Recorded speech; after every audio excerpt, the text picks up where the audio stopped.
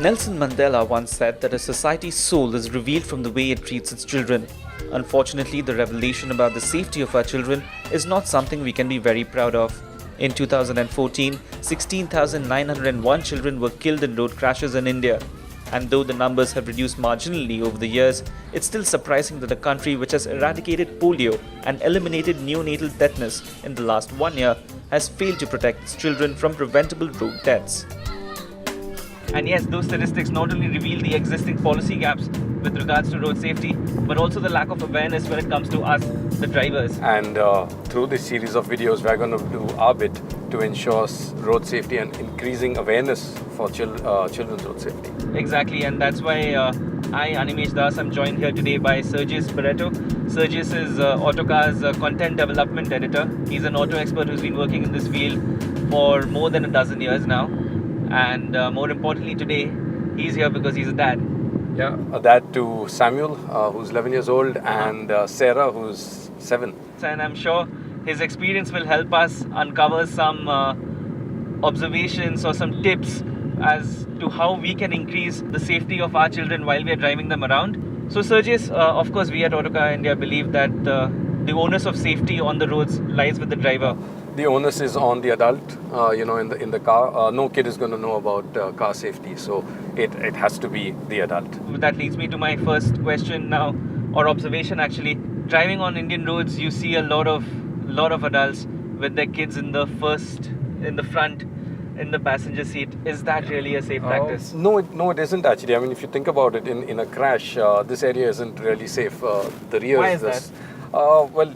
It's first of all too close to the impact, and secondly, you've got airbags in the front which would deploy with incredible amounts of force. That force is okay for a human adult body, but not for a child. Certainly not for a kid. So then, where do kids sit in the rear seat? In the rear seat. Can we just buckle them up in the rear seat? Yeah, they've got to sit in the rear, buckled up, right? I mean, if you can, in the center it's the safest because you're away from the sides in case of side impact. But otherwise, the side is fine, but in the rear, buckled up with their own seat belts. And of course, if they're small, then they would use the lap portion of the belt only, and this portion goes behind.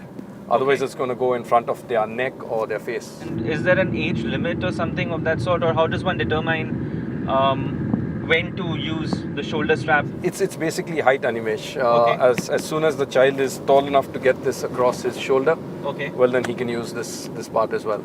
Now we also have a lot of safety devices and gadgets. For example, child seats that have come into the fray, right? Absolutely. So is that a premium necessity for any parent now who's Yeah, driving I around mean, the absolutely. No, absolutely. It's in fact, it's in some countries it's illegal to drive around without child seats. So I would say definitely you've got to have child seats. I've got a couple for my kids, and they aren't all that expensive. So yeah, you should have child seats. So another thing I've observed is kids being buckled up with their parents. Now, is that really?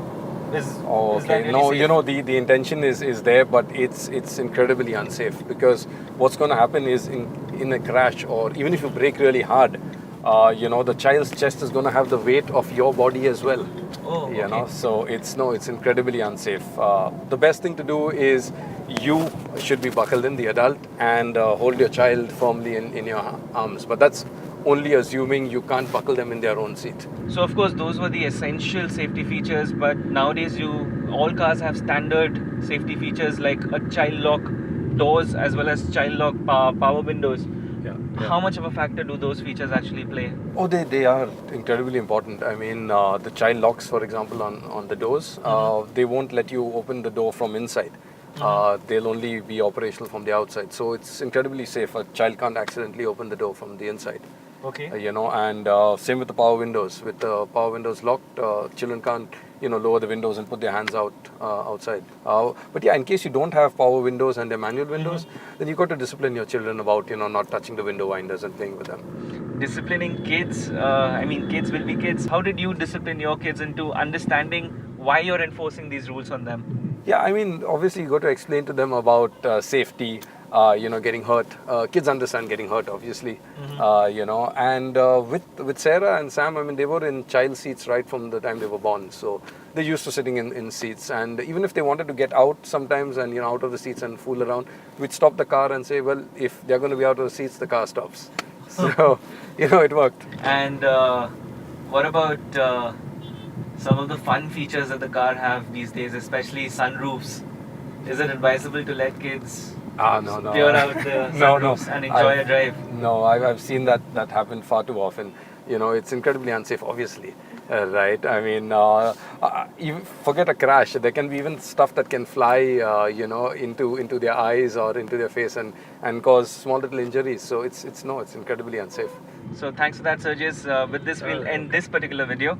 But there's more to come. In the next video, we'll talk about child seats especially, and the role they have to play towards keeping your children safe while you're driving them around. So stay tuned for that.